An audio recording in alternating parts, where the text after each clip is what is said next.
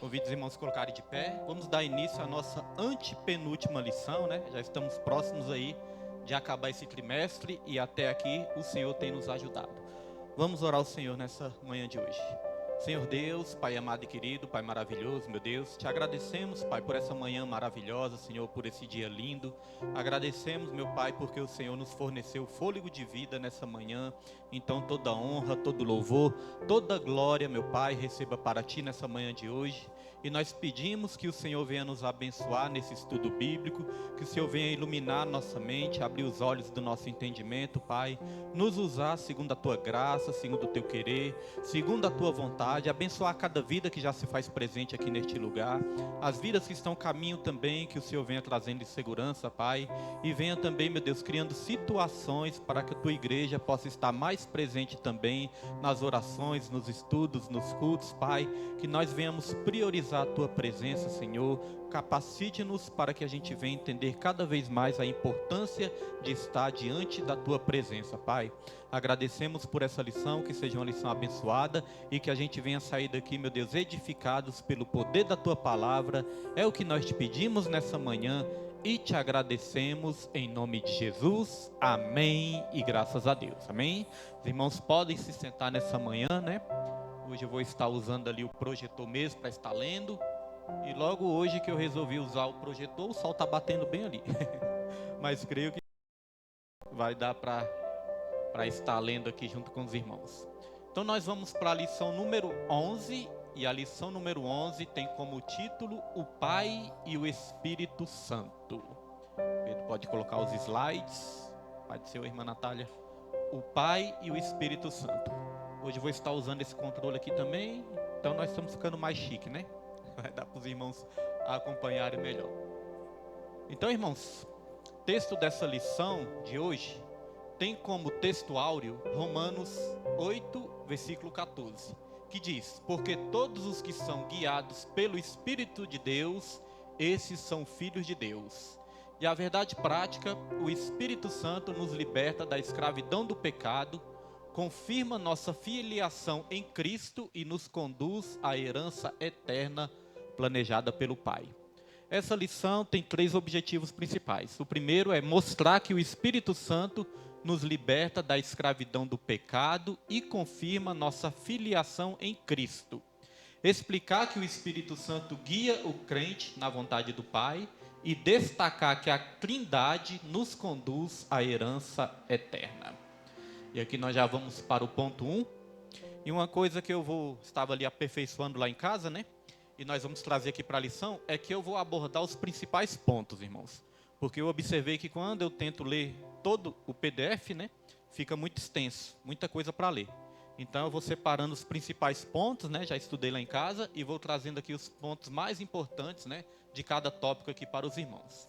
Então a introdução diz: 4 verdades nos diz respeito à ação do Pai e do Espírito Santo na vida do crente.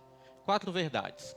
Então a primeira verdade é: a ação do Espírito Santo é um dom concedido pelo Pai e pelo Filho.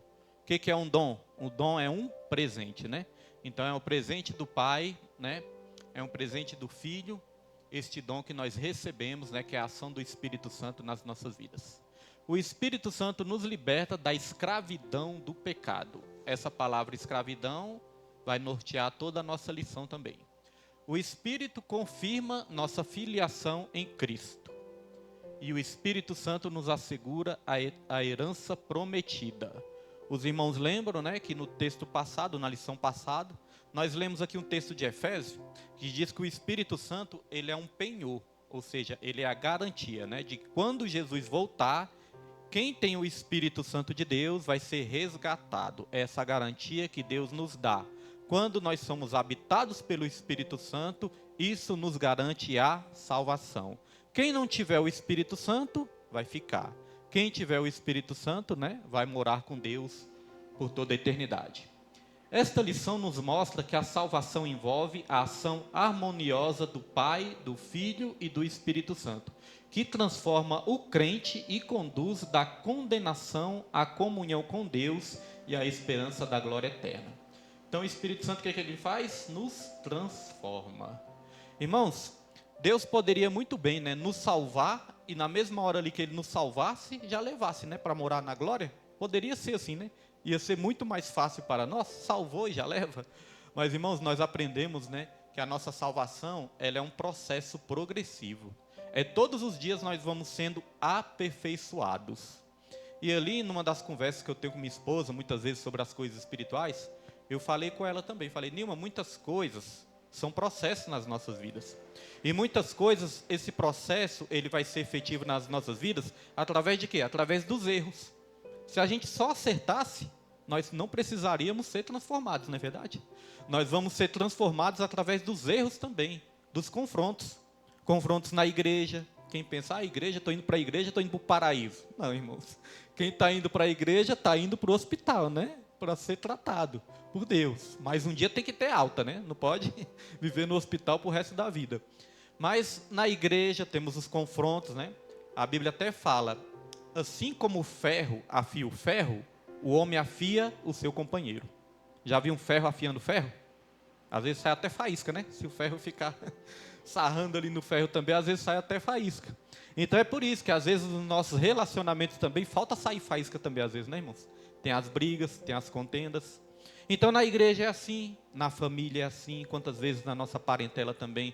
Nós somos transformados através do confronto. Porque às vezes nós falamos algo que não devemos falar. Às vezes nós brigamos por algo que é até uma besteira, depois nós vamos pensar bem e falar, não deveria ter brigado por isso, né? Então vem as brigas, vem as contendas, vem os confrontos. Mas através disso é que nós temos que aprender a lição, né? Tirar lições desses confrontos e sermos transformados dia após dia. No casamento é assim também, né? Através dos confrontos diários também. Um vai confrontar o outro. Mas isso tem que produzir em nós, irmãos, arrependimento. Não é ira, não é mágoa, né? Não é teimosia, não é rebeldia. Tem que produzir em nós arrependimento, né? Para que nós sejamos aperfeiçoados dia após dia. Quantas vezes nós falamos algo que não deveríamos falar, ou brigamos por algo que não deveríamos brigar, e depois nós fazemos o quê? Nos arrependemos, né? E aí começamos a vigiar e procuramos não fazer mais. Esse é o processo correto que nós temos que passar através dessa transformação. O Espírito, ponto 1 aqui, o Espírito e as dádivas do Pai. Dádivas são presentes. Quando a palavra de Deus fala de dádiva, está falando do presente. Então nós recebemos aqui vários presentes do Pai, né? Aqui diz, da escravidão à filiação. Antes da conversão, a Bíblia ensina que o homem vive em uma condição de escravidão espiritual. Porque não recebestes o espírito de escravidão para outra vez estar em temor. Romanos 8, versículo 15. No texto original grego, a expressão espírito de escravidão é pneuma douleia. A palavra douleia significa escravidão, servidão, ou estado de alguém que está dominado por um senhor. O apóstolo Paulo afirma que pela lei vem o conhecimento do pecado e também declara: eu não conheceria o pecado senão pela lei. A lei funciona como um padrão que mostra o que é certo e o que é errado diante de Deus. Embora a lei revele o pecado, ela não possui poder para transformar o coração. Contudo, quando a graça de Deus se manifesta em Cristo, ocorre uma grande mudança na vida do pecador. Quando nós estamos lendo, estudando o Antigo Testamento mostra o quê? A lei. O Novo Testamento mostra a graça. A lei é ruim? A lei não é ruim, a lei é boa. O ser humano é que quando caiu em pecado se tornou ruim, né? Mas a lei é boa. Agora, irmãos, uma coisa que nós temos que entender quando nós estudamos o Antigo Testamento, né? Quando o jesuíno pega essa Bíblia enorme aí e começa a estudar o Antigo Testamento, nós temos que entender que a lei, ela não foi criada para salvar.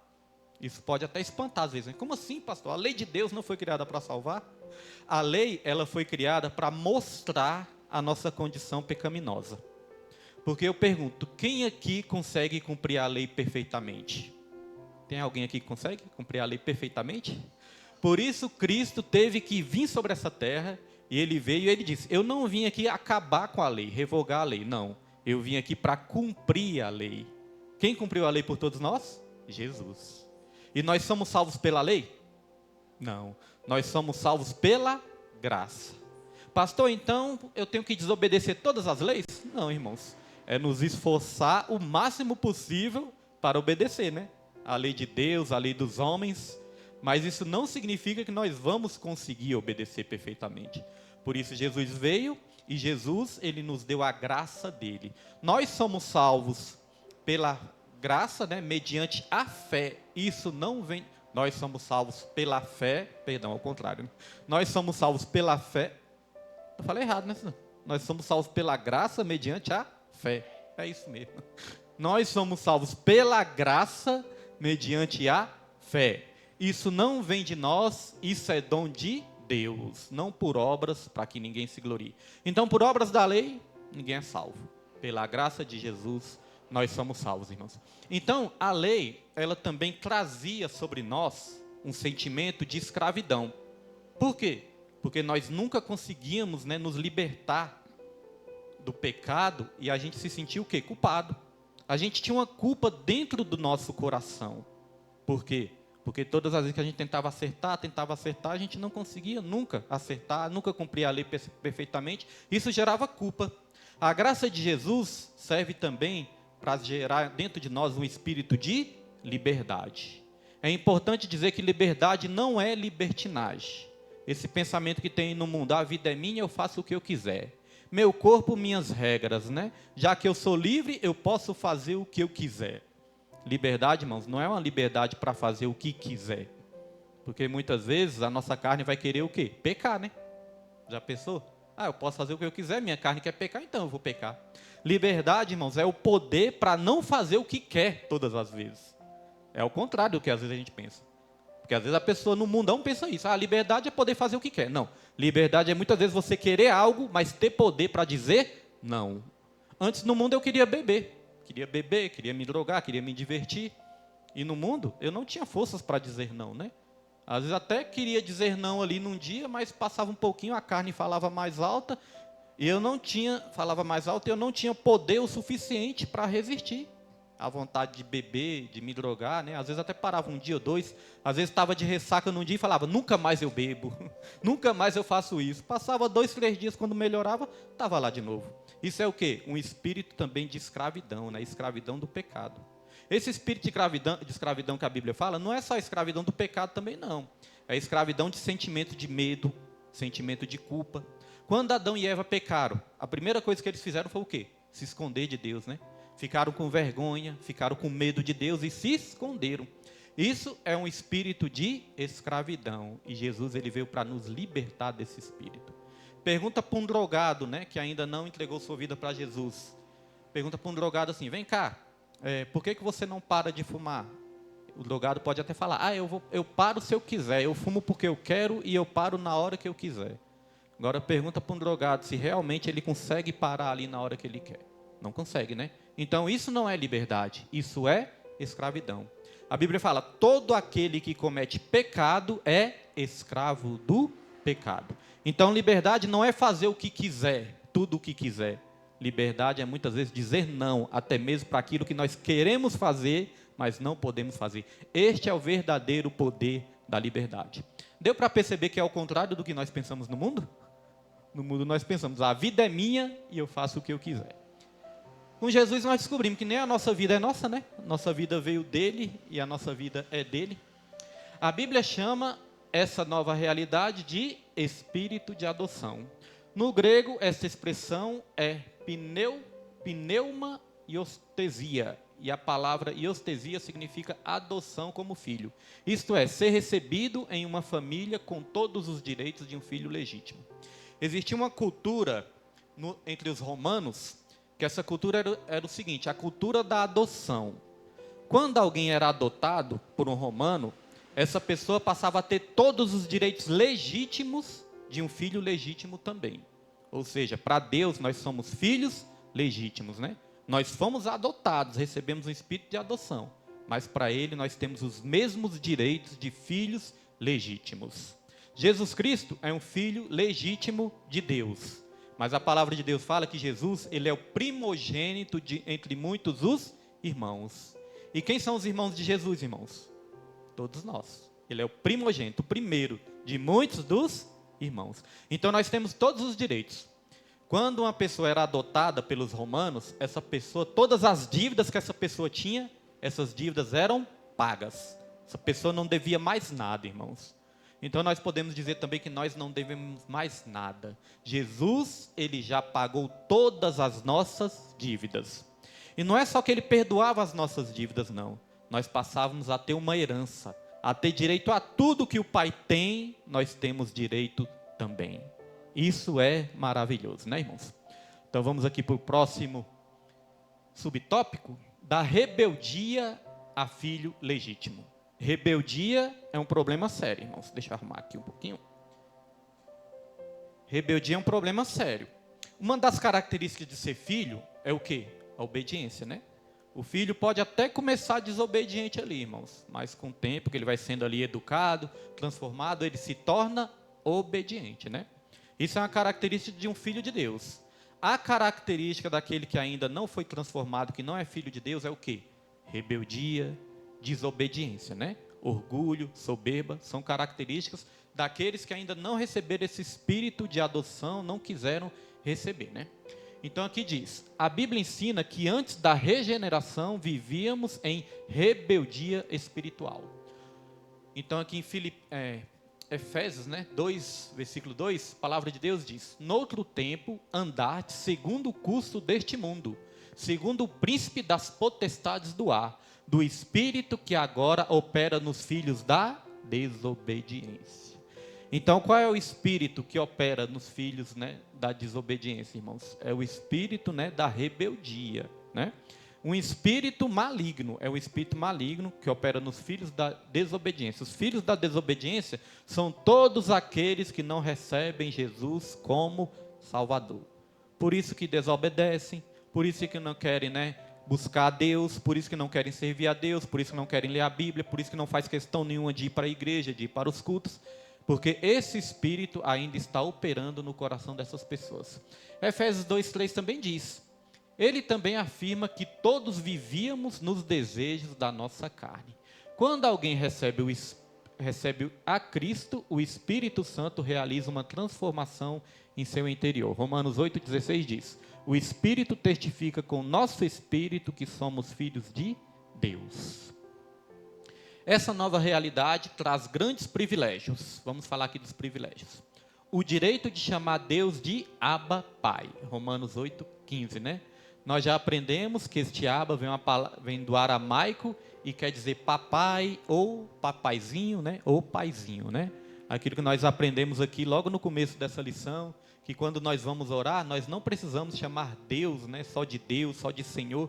Quantas vezes nós chamamos só Deus, Deus, Deus, e esquecemos de chamar de papai, papaizinho, paizinho, que é uma forma carinhosa, de entender que Deus, ele é o nosso pai. Outro privilégio também, o filho adotado torna-se herdeiro. A palavra herdeiro significa aquele que recebe herança ou participa dos bens da família. Isso significa que o crente participa das promessas de Deus e tem garantida a herança eterna preparada para os salvos.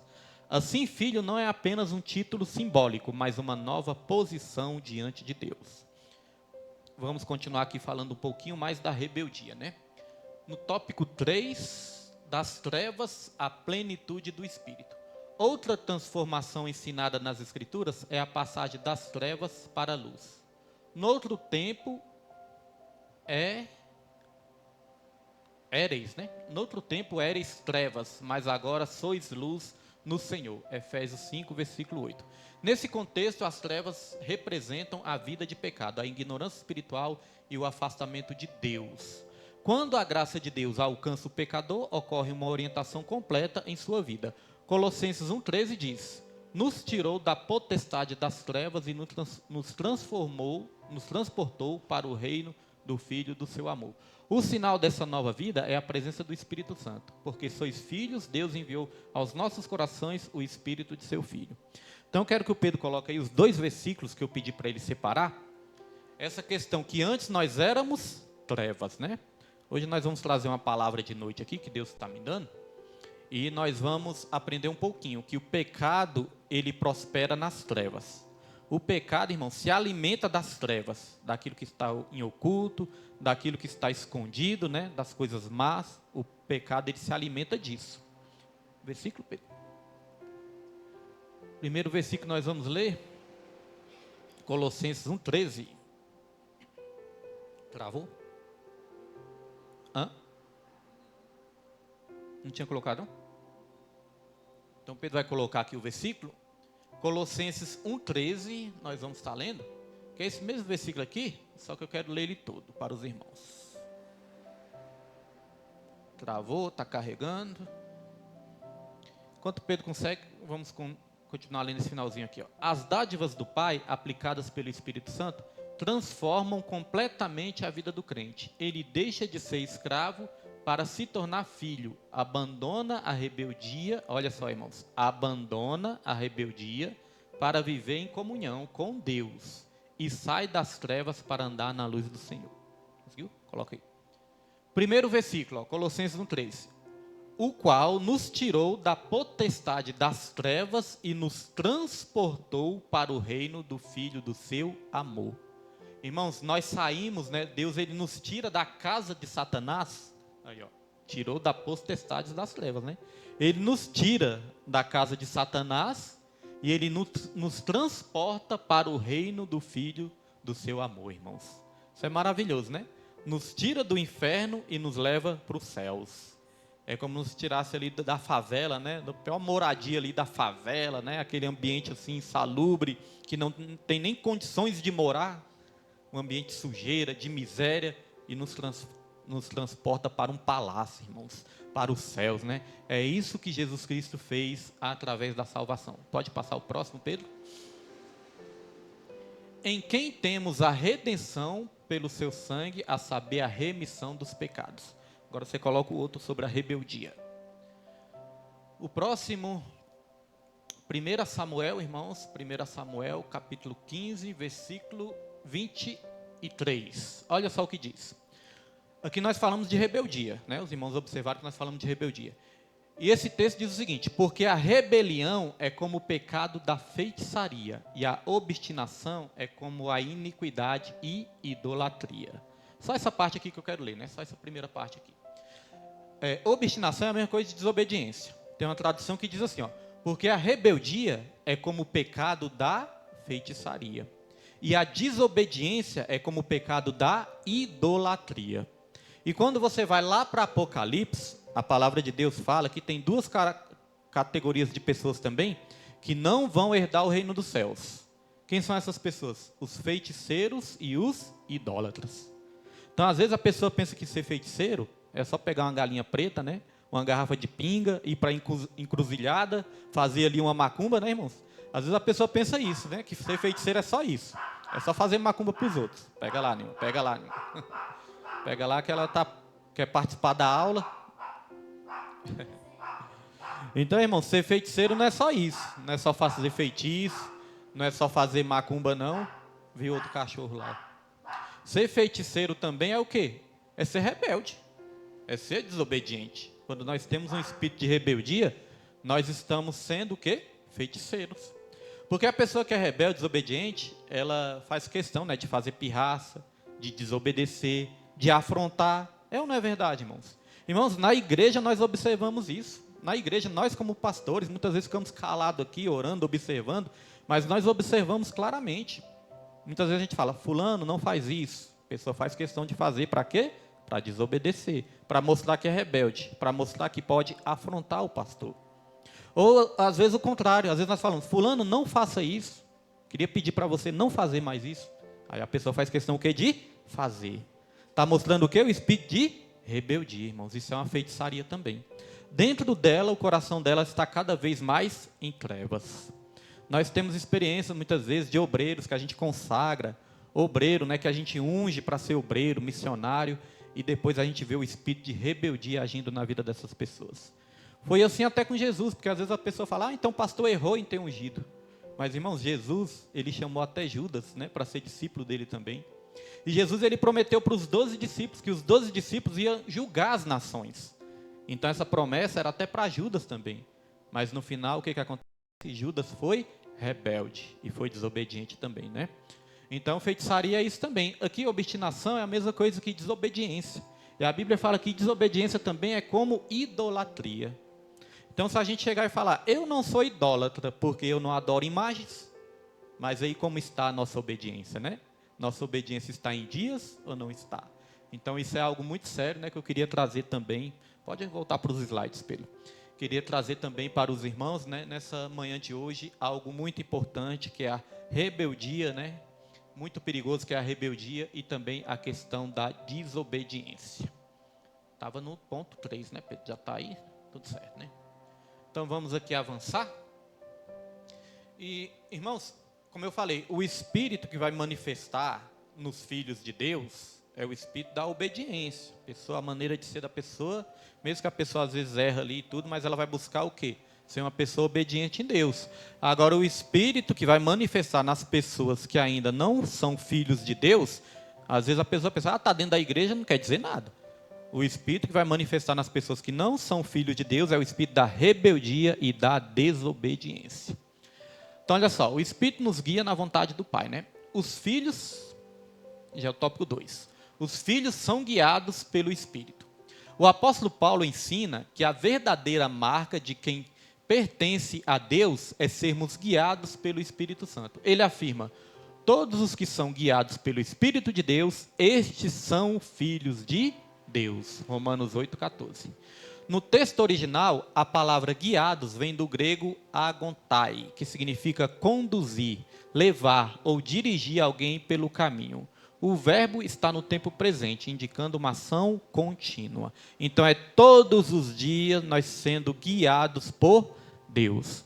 Todos os dias nós vamos errar, mas todos os dias Deus vai nos mostrar o erro e nos mostrar também aonde que nós temos que caminhar para acertar. Olha só, como nós podemos buscar essa direção? Como nós podemos ter essa direção? Aqui diz, ó, essa direção acontece de várias formas. Por meio da palavra de Deus, da convicção interior que é produzida pelo Espírito e da sensibilidade espiritual que ele desenvolve no coração do crente. 1 João 2,27. Depois você procura aí, Pedro, ou então os irmãos aí para ser mais rápido, né? 1 João, quem puder abrir aí. 1 João 2,27. Eu queria que os irmãos lessem esse texto aí, né? Olha só, irmãos. Então, como que nós podemos buscar essa direção? Primeiramente, por meio da palavra de Deus.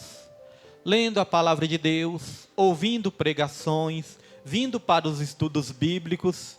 Você já observou que quando você começa a ler mais a palavra de Deus e orar mais, você começa a perceber que Deus ele te dá um caminho certo? Deus ele te dá a direção certa? Às vezes aquilo que está confuso na sua mente, né? Às vezes tem alguma dúvida, alguma confusão na sua mente. Aí você começa a fazer um propósito. Espera aí, eu vou fazer um propósito de ler a Bíblia, de orar, para Deus me dar o caminho, para Deus me dar a direção. Irmãos, eu sinto isso direto, eu tenho essa experiência direto, né? Quando a gente começa a descer ali no propósito por algo, Deus ele começa a nos mostrar. Aquilo que estava confuso começa a se abrir, né, na nossa mente. A nossa visão começa a se abrir, a gente começa a enxergar. Às vezes a gente até pensa, como eu não pensei nisso antes? A questão é que a gente não tinha pensado antes, né? A questão é que a gente não tinha buscado a direção certa, a direção de Deus. Acharam aí? 1 João 2,27. Trazer a Bíblia, irmãos. Oxe, tá. 1 João 2,27. Tinha um lobo ali, o Ivano. Então, olha só o que diz, irmãos. E a unção que vós recebestes dele, fica em vós. A unção, ó. E não tendes necessidade de que alguém vos ensine, mas como a sua unção vos ensina todas as coisas, e é verdadeira e não é mentira, como ela vos ensinou, assim nele permanecereis. Então, é claro que não está dizendo, né, que você não tem que aprender nada, que você não precisa do ensino, você não precisa, porque você pensa assim, né, você lê ali, aí você pensa, ali está dizendo que não tem necessidade de que ninguém nos ensine. Aí você pensa, então não preciso de ir para o estudo bíblico, não preciso de ouvir pregação. Irmãos, se Deus não usasse pessoas para nos ensinar, por que a Bíblia fala que Deus ele levanta, né, pastores, evangelistas e mestres? Quem levanta os mestres? O próprio Deus. Então é necessário sim ter pessoas que nos ensinam. Mas aqui está dizendo o seguinte, que quando nós temos a unção do Espírito Santo, intimidade com Deus e a direção do Espírito Santo, o nosso maior professor vai ser o próprio Espírito. O nosso maior professor vai ser o próprio Deus. Aquilo que o ser humano muitas vezes nem sabe nos ensinar, nem consegue nos ensinar, às vezes não consegue nos dar a direção correta, Deus ele consegue. Por mais que eu conheça a Bíblia, né, por mais que nós entendamos da Bíblia, tem muitas vezes que a pessoa vai nos pedir uma direção e na hora nós não vamos saber o que falar, não é verdade? Nós não vamos saber o que aconselhar. Aí o que nós vamos falar? Eu vou orar por essa causa. Porque na verdade nem você sabe que direção você pode dar para aquela pessoa. Mas aí a pessoa busca, né, comunhão com Deus, busca intimidade com o Espírito Santo, o próprio Espírito Santo vai dar essa direção. Porque o homem é limitado, mas o Espírito Santo não. Ele conhece além da curva. Pode voltar, Pedro, para os slides. Então a primeira coisa é a palavra de Deus. Temos que estar lendo a palavra, estudando a palavra, né? Buscando a palavra de Deus em todos os momentos. E quanto mais nós buscarmos a palavra de Deus, mais direção nós vamos ter. Eu costumo dizer, falta de direção é falta de comunhão. Eu agradeço muito a Deus quando eu começo um propósito assim, eu vejo Deus me dando as respostas. É tão bom, né, irmãos? Tão bom, a gente se sente aliviado, sente uma alegria e a gente agradece a Deus e dá glória a Ele. A segunda maneira de buscar essa direção, ó, é a convicção. Deus ele coloca uma convicção interior, que é produzida por quem? Pelo Espírito. Às vezes você pensa que é uma impressão, né? Nossa, eu tenho uma impressão que eu tenho que fazer isso. Eu tive uma impressão, estou com impressão dentro de mim. Essa impressão, irmãos, é o próprio Espírito Santo que está colocando dentro de você. Às vezes nós pensamos que é algo que vem de nós, da nossa mente, do nosso coração, mas é o próprio Espírito Santo que está colocando essa impressão dentro de você. E às vezes você pensa que é coisa da sua cabeça, né, irmã Natália? Às vezes você pensa, é coisa da minha cabeça, acho que é algo que... Pensa não? Às vezes eu penso. Eu penso às vezes, eu falo, será que é algo que veio da minha cabeça? Às vezes não dá uma certa dúvida assim. Será que isso é de Deus ou é algo que veio da minha cabeça? Porque, por exemplo, a Bíblia fala que o nosso coração é enganoso, né? Então, quando eu tenho alguma impressão assim, eu procuro logo identificar. Peraí, isso vem do meu coração enganoso ou isso é de Deus? E às vezes nós chegamos à conclusão, peraí, acho que isso não é de Deus, não. Ou então nós temos a certeza, isso é de Deus e nós vamos, né, buscar a direção dele. Então aquilo que muitas vezes você pensa que é um pressentimento, irmãos, é o Espírito Santo testificando. Porque a Bíblia fala, o Espírito testifica com o Espírito que nós somos o quê? Filhos de Deus. Então o Espírito Santo mesmo vai testificar e nos dar a direção correta. E no final aqui, ó, a sensibilidade espiritual que ele desenvolve no coração do crente. Ou seja, é o desenvolvimento, é através da busca, é através da intimidade, é através da comunhão que isso vai desenvolver cada vez mais nas nossas vidas. E aqui em Gálatas capítulo 5, versículo 16 diz, além disso, a direção do Espírito vai à contramão da inclinação da carne. A Bíblia diz, andai em Espírito e não cumprireis a concupiscência da carne. Gálatas 5, versículo 16. Se a gente andar só na carne, nós vamos ficar confusos e quem vai influenciar a nossa mente e até nos confundir vai ser Satanás. Esse é o perigo de andar na carne. É que nós não vamos conseguir ouvir a voz de Deus, né? O pecado vai estar ali tão enraizado dentro de nós que a voz de Deus vai ficar abafada. E sabe qual voz nós vamos ouvir? A voz do Satanás. Quando Jesus estava em jejum, em oração, 40 dias ali no deserto, quem foi que foi ali falar com Jesus, irmãos? Foi o próprio Satanás, né? Ah, se você é filho de Deus, transforma essa pedra em pães. Então Satanás falou no ouvido do Senhor, no ouvido de Jesus. Só que Jesus não deu ouvidos para Satanás. Por quê? Porque Jesus estava andando no Espírito. Jesus não fez a vontade da carne. A vontade da carne naquele momento era comer. Imagino que o Senhor estava morrendo de fome ali, né? Mas ele não fez a vontade da carne. Ele fez a vontade do Espírito. E no lugar de ouvir a voz de Satanás, ele já tinha a voz de Deus dentro dele. Porque o Satanás falava, está escrito. Mas Jesus também falava, mas também está escrito, né? Ele estava ouvindo a voz do Pai. Enquanto a natureza pecaminosa inclina o ser humano para o pecado, o Espírito conduz para a santidade, para a obediência e a comunhão com Deus. Então, se a pessoa, mesmo estando dentro da igreja, irmãos, continuar rebelde, desobediente, não dar ouvidos, né, para as lideranças, para os pais, para os familiares, para os pastores, na verdade, essa pessoa está inclinada para a carne e não para o Espírito. Lá em Gálatas, deixa eu lembrar aqui, Gálatas capítulo 6, versículo 7 em diante, que diz o seguinte: tudo aquilo que o homem colher, tudo aquilo que o homem plantar, ele vai colher, de Deus não se zomba. Aí diz um versículo ali, diz uma coisa interessante também. Diz o seguinte: todo aquele que semeia na carne, da carne colherá destruição. Mas o que semeia no Espírito, colherá vida e paz. Em outras traduções, colherá a vida eterna. Semear na carne é destruição. Semear no Espírito é vida e paz. A vida cristã verdadeira é uma vida sob a direção do Espírito Santo, que habita no crente. Romanos 8:9 também diz isso, 1 Coríntios 6:19.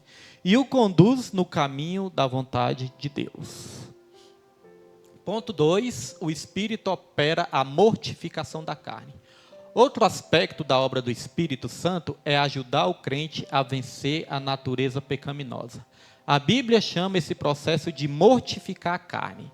O apóstolo Paulo ensina em Romanos 8:13, se pelo Espírito mortificardes a obra do corpo, se pelo Espírito mortificardes as obras do corpo, vivereis. A palavra mortificar vem do grego, que eu não vou ler, que é muito difícil, que significa fazer morrer ou enfraquecer algo até que perca sua força. Irmãos, como que nós vamos conseguir matar o pecado dentro de nós? É de uma vez?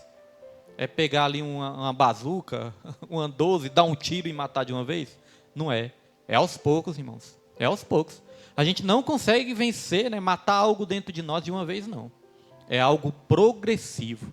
Tem libertações que são mais rápidas nas nossas vidas, mas tem outras que são mais trabalhosas, mais demoradas.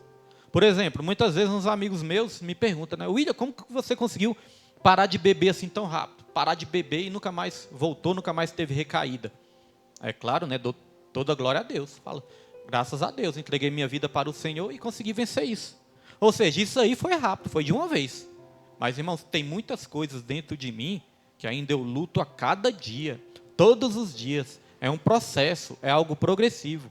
E muitas vezes, quando eu paro para me examinar, eu falo, meu Deus, ainda estou muito longe. Tenho que buscar mais, tenho que vigiar mais, tenho que me encher mais do seu espírito, porque tem muita coisa ainda que falta arrancar dentro de mim. A pastora Marinês falava, irmã Raimunda? A pastora Marinês falava, os carrapichos que Deus tem que tirar cada dia Deus tira um carrapicho. E quando ela pregava isso ali na igreja, eu ficava me imaginando, irmãos. Eu parava para imaginar, na minha mente, os carrapichos. Pensava, imagine você dentro do mato, quando você começa a andar dentro do mato, irmãos, dentro do mato, com a calça assim, você começa a andar no meio do mato. Quando você sai de dentro do meio do mato, tá cheio de carrapicho, tá ou não tá? Tem uns que é mais fácil tirar, Você tira assim mais fácil, mas tem outros, irmãos, que gruda até na pele, Tem uns redondinhos assim, cheio de espinho, gruda até na pele, quando você vai tirar sai até sangue.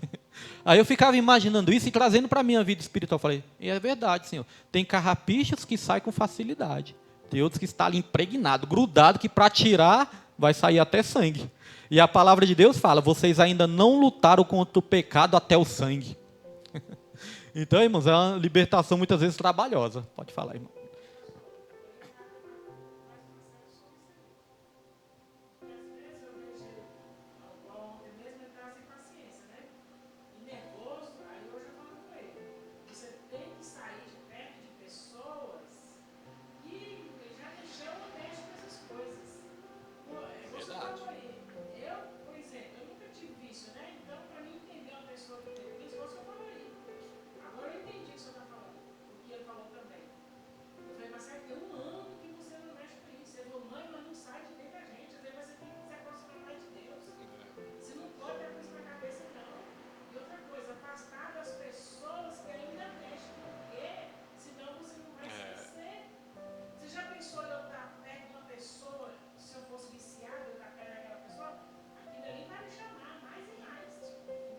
O ambiente também, tem que ter cuidado. Tem que sair dos ambientes pecaminosos.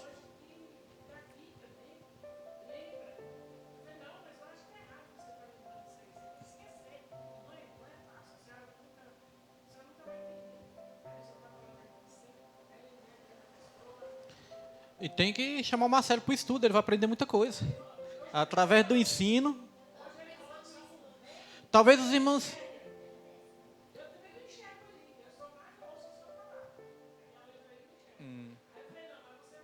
Vai ouvindo. A fé vem do ouvir e ouvir a palavra também, né?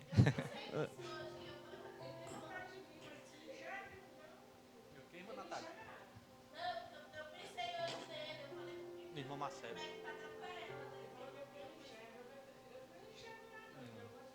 Convidar ele hoje, para ele vir também, que ele vai aprender muita coisa. Irmãos, talvez os irmãos pode até pensar assim que às vezes eu estou exagerando, mas não, irmãos.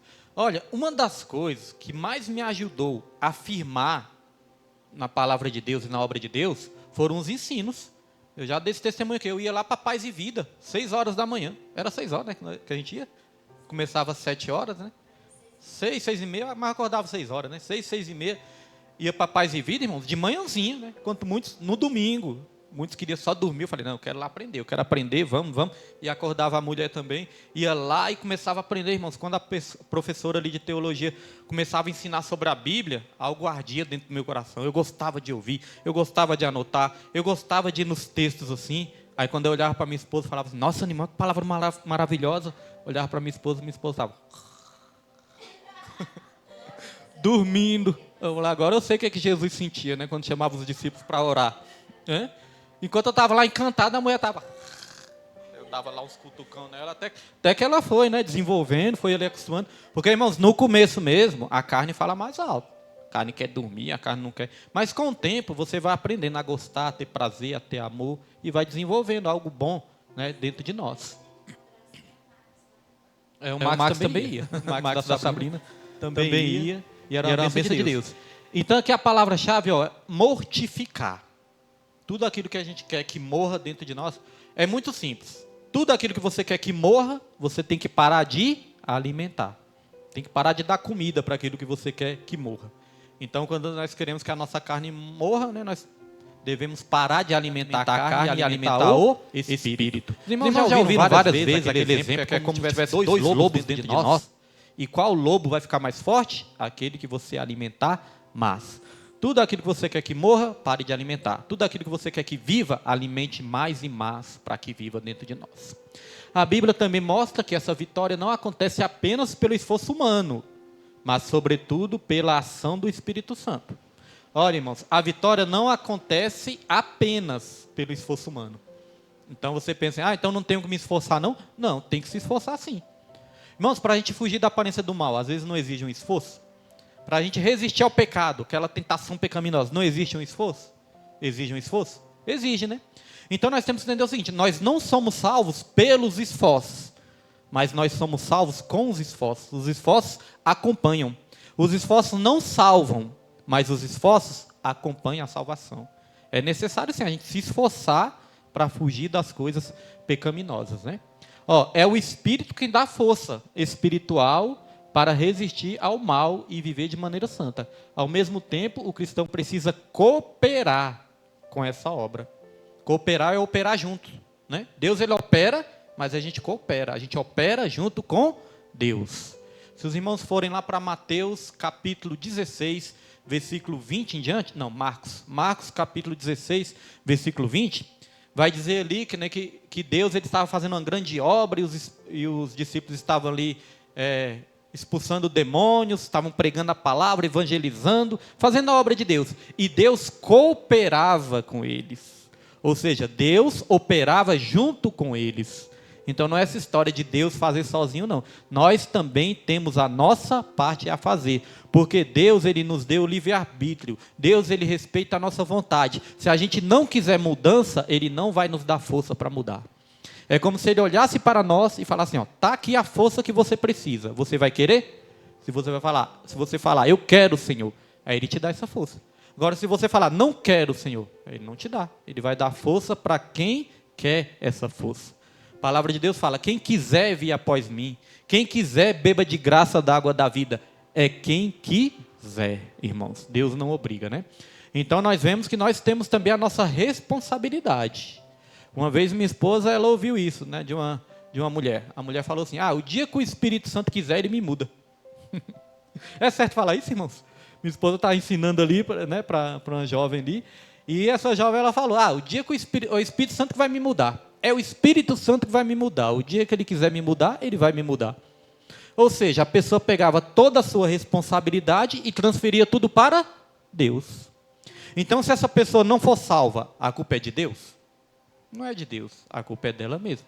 Só que às vezes a pessoa quer uma justificativa para não querer a transformação. Aí culpa até Deus. Eu não transformei porque Deus não quis me transformar. Então, é igual a Adão, né? Você lembra de Adão, da história de Adão? Senhor, foi a mulher que tu me destes. Ou seja, ele culpou a mulher e ainda culpou Deus. Se o Senhor não tivesse me dado essa mulher, nada disso teria acontecido. Mas o Senhor me deu essa mulher, eu fui e pequei. Culpou a mulher e culpou até mesmo Deus, irmãos.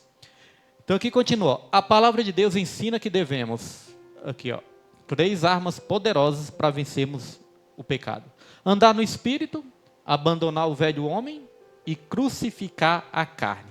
Não vamos ler hoje, mas na revista dos irmãos tem, né? Vamos aqui avançando. Ponto 3. O Espírito nos guia na vontade do Pai, né? O ponto 3 é o Espírito age conforme o plano do Pai. Por fim, a lição nos mostra que a obra do Espírito Santo faz parte de um plano soberano de Deus, no qual atuam o Pai, o Filho e o Espírito Santo. A Bíblia ensina que na plenitude dos tempos, isto é, no tempo certo determinado por Deus, o Pai enviou o Filho ao mundo para realizar a obra da redenção. Jesus veio para salvar os pecadores e libertá-los da condenação do pecado. É o Espírito quem confirma que somos filhos de Deus e produz em nós a experiência da adoção espiritual. Irmãos, eu já falei sobre o plano de Deus, a participação do Filho e a participação do Espírito, e tem aqui nesse desenhozinho aqui, ó. Olha só o plano de Deus. O Pai, está aqui a mão do Pai, ó, o Pai planeja. O Filho realiza a redenção. Ou seja, o Pai, ele fez ali o projeto da obra, né? O Filho, ele executa a obra. O Filho, ele veio para executar a obra de salvação. E o Espírito Santo, o que ele faz? Ele aplica a salvação ao coração. O Espírito Santo, ele nos ensina, ele nos dá a direção, ele nos dá o discernimento. Já ouviram falar de discernimento de espírito? Discernimento de espírito é um dom que é dado pelo Espírito Santo. Ele nos ensina a discernir o que é certo, o que é errado, o que é verdade, o que é mentira, o que deve e o que não deve ser feito.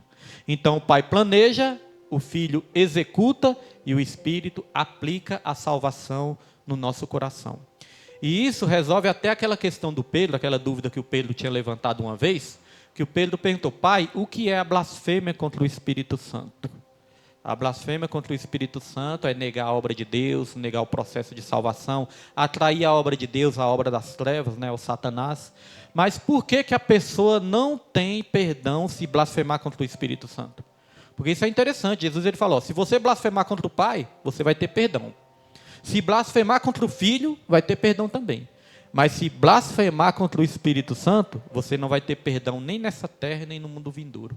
Aí surge a dúvida: mas espera aí, o Pai e o Filho e o Espírito Santo não são Deus? Não são a mesma coisa, o mesmo Deus? Por que blasfemar contra o Pai e contra o Filho tem perdão e contra o Espírito não? É porque o Espírito Santo é a nossa última chance. O Pai ele já planejou. O Filho ele já veio e já executou. O Filho enviou o Espírito. E o Espírito Santo é a última chance, irmãos. As pessoas que não querem o Espírito Santo, né, nessa terra, não terão mais chance. Porque o Pai já se apresentou ao povo, já se revelou ao povo, o Filho já se revelou, o Espírito Santo já se revelou ao povo, mas depois do Espírito não vai ter mais outra oportunidade. É a última chance da humanidade, é ouvir a voz do Espírito. Porque a Bíblia fala que o Espírito Santo ele convence o mundo do pecado, da justiça e do juízo. Naquele grande dia, ninguém vai poder chegar diante de Deus e dizer: Senhor, eu não sabia. Porque o Espírito Santo está convencendo a todos do pecado, da justiça e do juízo. A pessoa que peca está tendo a consciência de que é pecado. E através da palavra do Evangelho, né, ninguém está ficando sem a verdade. Então aqui no finalzinho diz: tudo acontece em plena harmonia dentro do propósito soberano de Deus. A salvação é no tempo de Deus, no tempo determinado dele, né, que todas as coisas vão se concretizar e a salvação vai ser plena e vai ser completa. Agora o último ponto tem como título: a Trindade nos conduz à herança eterna. Herdeiros de Deus por adoção. A Bíblia ensina que a herança espiritual está ligada ao fato de sermos filhos de Deus. O apóstolo Paulo diz: se somos filhos, somos também herdeiros. A palavra usada por Paulo para herdeiro é essa palavra difícil. Quem quiser ler aí, né, e pronunciar em voz alta, fica à vontade. Essa palavra ali difícil, mas significa o quê? Significa alguém que tem direito legítimo a uma herança. Essa herança, isso aqui é importante, ó, essa herança não é conquistada através dos esforços humanos, mas é graça de Deus. Os esforços acompanham, irmãos, mas não é os esforços que garantem, né? Começamos a experimentar essa herança já agora, no presente, por meio de bênçãos como a salvação, o perdão dos pecados e a nova vida em Cristo. Mas ela também aponta para algo maior, a vida eterna, e a glória que ainda será plenamente revelada aos filhos de Deus.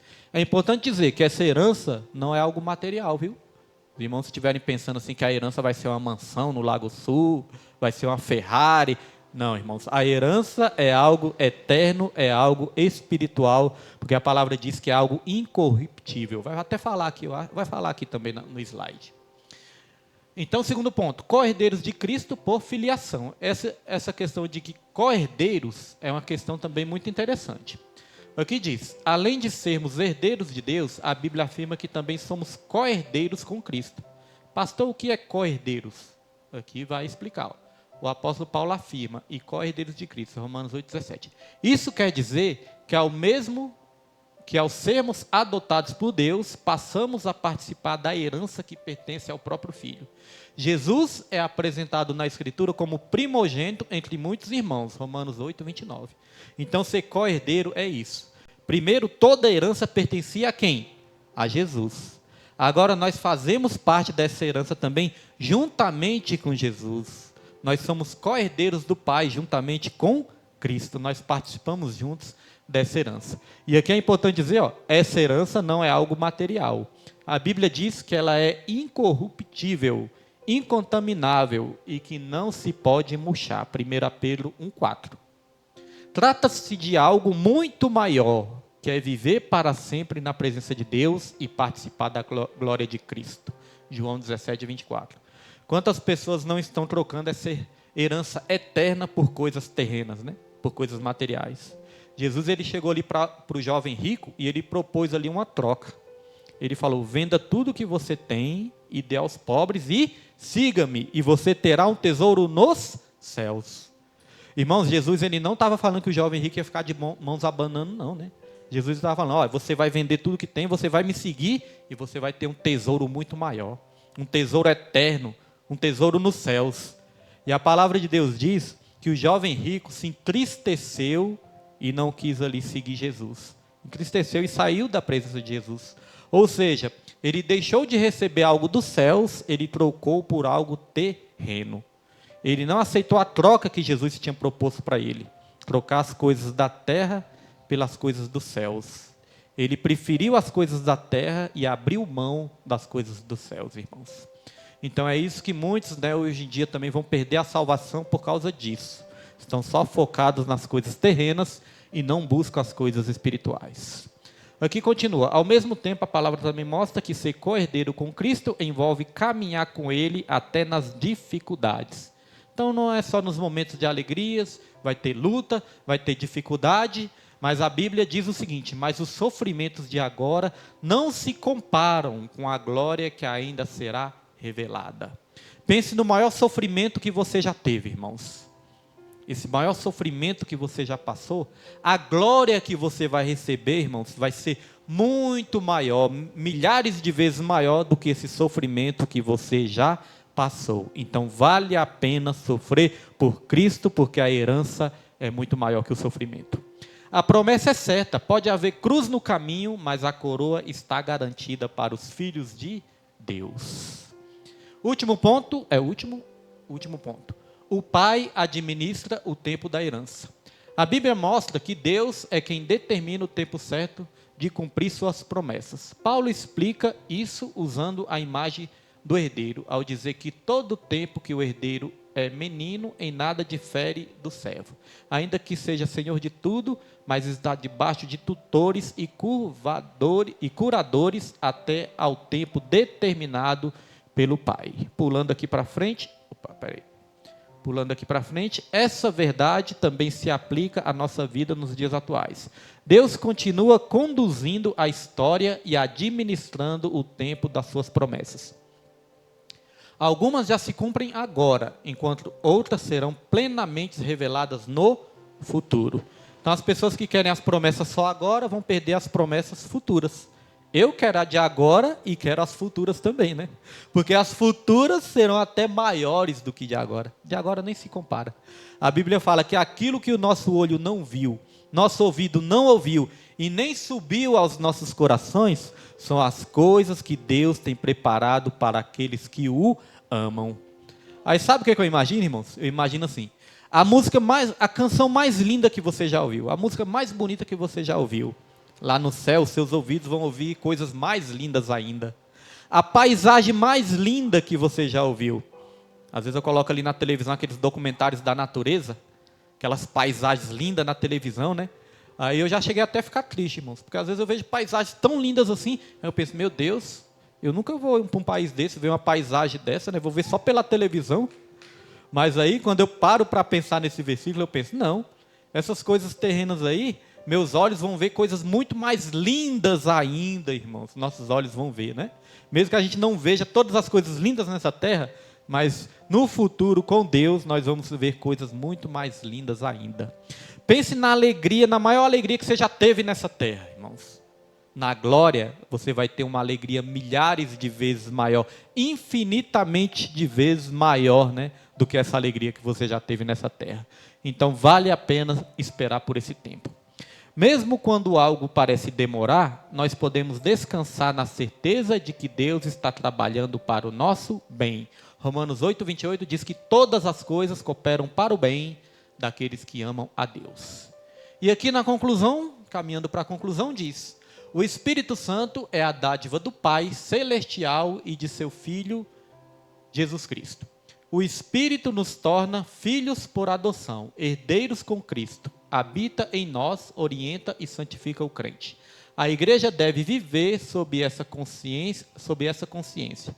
Pertencemos ao Pai, guiados pelo Espírito e glorificando ao Filho. Amém, meus irmãos? Essa foi a lição de hoje. Até a Bela respondeu agora. Então, a próxima lição número 12. Fica quieta, menino. Oxa. Não pode ver um gato. A lição número 12, irmãos, tem como título o Filho e o Espírito Santo. Estudamos o Pai e o Filho, e a lição número 12, o Filho e o Espírito Santo, né? A lição número 12 é a penúltima lição, e a lição 13 é a última lição para a glória e para a honra do Senhor. Agora eu vou estar convidando aqui nosso diácono Jesuíno hoje para fazer